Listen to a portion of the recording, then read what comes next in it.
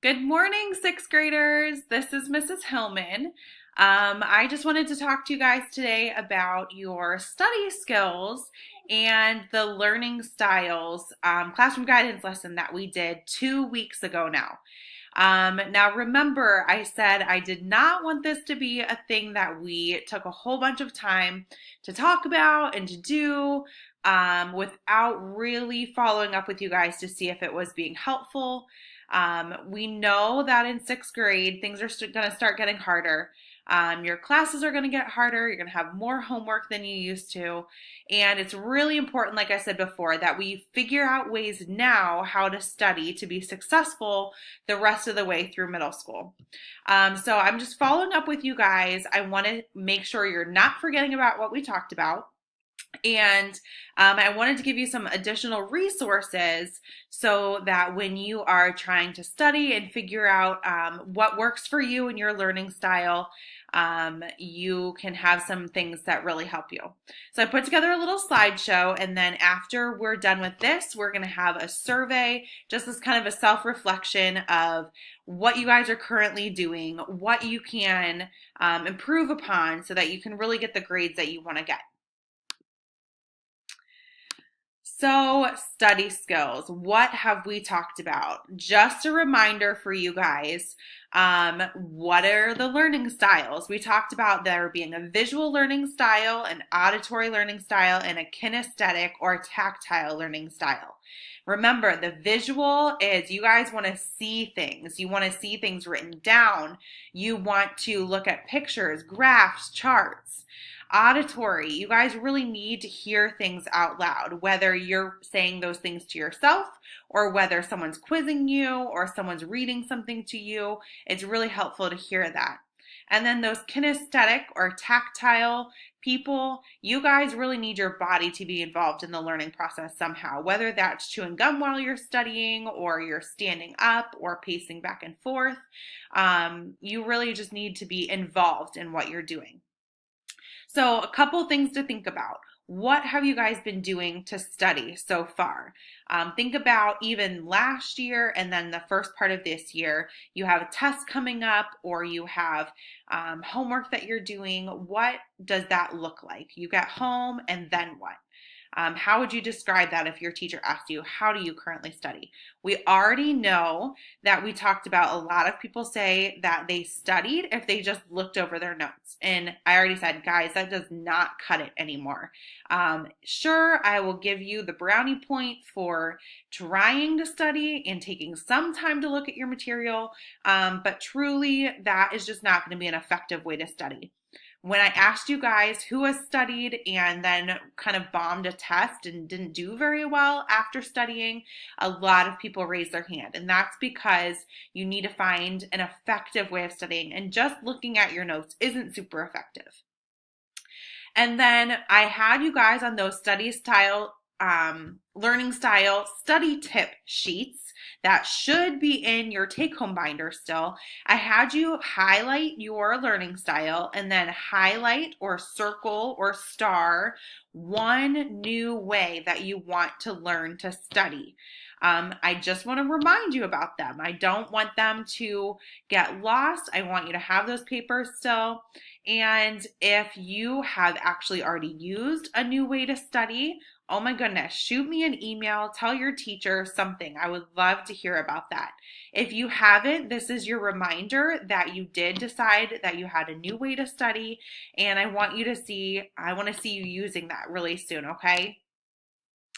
Okay, so something that we didn't really talk about in the classroom guidance lesson is preparing to study. So the first thing that you want to do when you get home is find a space that's going to help you focus.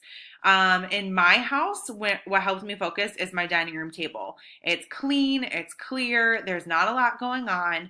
If I need to do work at home, I sit down at my dining room table, I have my laptop in front of me, I have my planner or something beside me. I have a mouse because I really hate those mice on the Chromebooks. And that is kind of my study space. Now, that doesn't work for everyone. Maybe you have a lot of little siblings at home running around, asking you to play with them, annoying you, throwing things at you. I have no idea. Maybe mom or dad are cooking dinner, or Maybe there's TV on and that's really a distraction. Whatever's going to help you focus. Find that place. Do you need a hardback chair to help you sit up straight and to focus? Or do you need something that's going to be comfortable for you so that you can really not be distracted by how uncomfortable your seat is? Think about all of those things. Find somewhere and then stick with it. Consistency is key. You want to make that space your own every time you're doing homework and every time you're studying. Next thing, guys, put away the distractions. We have so many things distracting us right now. You know it and I know it. We have our cell phones. I don't know if you just heard, but my text message just went off. If you're studying, that should not happen. Put it on silent, put it away. I don't want you to see it. If you see that you have a text message, if you hear it, you're going to be interested. You're going to want to look and see who's texting me. That's a distraction. Put away video games, anything that will really just make you take your focus off of studying. When we're studying, we'll talk about doing it in short increments of time. But when we're studying, we need our full focus for the short amount of time that we're going to talk about. Music. I know a lot of you guys study with music. Here's the thing about music. It can be acceptable if it helps you focus. I really do know that some people can benefit from listening to music while they're working. That's okay. But that's where, you guys are middle schoolers now. You need to kind of self-monitor. Is that helping me or is it distracting me? If it's distracting me, shut it off. You guys can listen to music after. If it's helping you, especially those auditory learners that can sometimes benefit from having to listen to something, go ahead. You can try it out. I know that's music's really important to you guys and it's a really big thing. But I just want to make that point.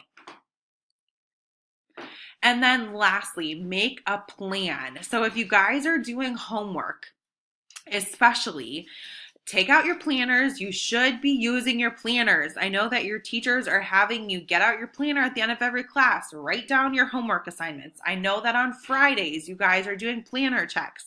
Use your planners. Write down what you need to do.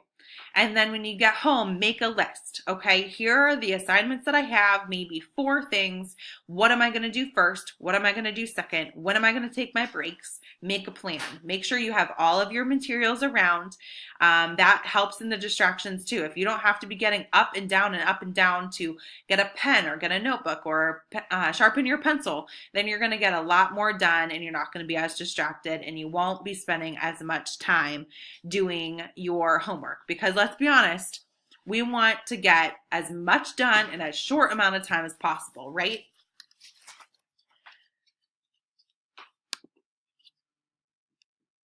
Okay, reminder of some study strategy, just in case you guys have forgotten. Visual people. We talked about how making lists is really helpful and really important. Using highlighters when you're going through your study guides or you're going through your notes, highlighting different things in different colors can be really helpful. Believe it or not, math, you can also really incorporate this visual learning style, especially in those word problems. Draw out the different word problems that you have. If Johnny has 5 apples and Susie takes 6, draw the 5 apples and draw the 6 apples. Okay, I know that's not a real thing, but just pretend with me here. I'm not in math class with you guys. Charts and graphs. If you are graphing anything, if you can put anything in a chart, if you have anything like that, really utilize that. And then flashcards. Making the flashcards and using the flashcards to quiz yourself, use actually the visual and the kinesthetic tactile. Making them is the tactile and quizzing yourself with the flashcards is the visual. Auditory. We talked about how your brain remembers its own voice better than anyone else's. So we talked about reviewing material out loud to yourself, regardless of if you look like a crazy person or not. It's still really helpful. So go ahead, review your material by yourself out loud. And then have someone quiz you. Have your parent or guardian or older sibling ask you questions about the material and have you give them responses, and then they can tell you whether you're right or wrong. And then we also talked about making up a song or a poem with the information. We all sang, I think in Mr. Robinson's classes, the ABCs, and about how we all know our ABCs because we know a song with it. The same is true with the information. The sillier it is, sometimes the easier it is to remember as well. And then lastly, the kinesthetic tactile people. We talked about how important it is to study in small, frequent chunks. This really is applicable to everybody, but especially those tactile people. I gave the example of setting a timer, like legitimately getting a timer, whether you're using a timer on a Chromebook, and I'll show you a resource in a couple minutes for that, or whether you're using a watch or a phone timer. Set it for 30 minutes, okay? You will get, if you don't have the distractions, if you have a good place to study, if you have everything you need, say to yourself, I'm going to get as much done in 30 minutes as I possibly can with no distractions. And then when the timer goes off, stop, reset the timer for 5 minutes, and then take a break. Run in place, get a snack, go to the restroom, get a drink of water, jump up and down, whatever you need to do, take a break, and then reset the timer for 30 minutes. You can figure out how long you can do all of that for. I suggest, until your work is done, or at least an hour a night, but whatever you need to do for that. And then creating a game with the information, whether it's memory or Uno or just playing a game with your sibling while you're reviewing information. Make it fun. The more fun you have while you're studying, the more you're going to want to do it. And then I did find some resources for you guys to use while you're studying. There's something called Quizlet. I don't know if you guys know this. They use it a lot in 7th grade, I believe. But it lets you create your own flashcards out of material. And then sometimes they all already have some information on there that you can use their own flashcards. Like I said, though, part of studying is actually making your own flashcards. So I think if you make your own, it's going to serve you a lot more than using somebody else's. You can also download it onto your phone or your iPod or your iPad and use it on the go and quiz yourself. There's Go Conquer, and that lets you create mind maps, flashcards, quizzes, flowcharts, and some different games as well. Go check that out if you're interested in that. And then when we were talking about the timer, I found this thing. It's called Marinara Timer. But it provides either built-in timers or you can create your own timers. And the nice thing is on your Chromebook, it takes up the whole screen. So you're not distracted by anything else on your Chromebook if you're not working on your Chromebook.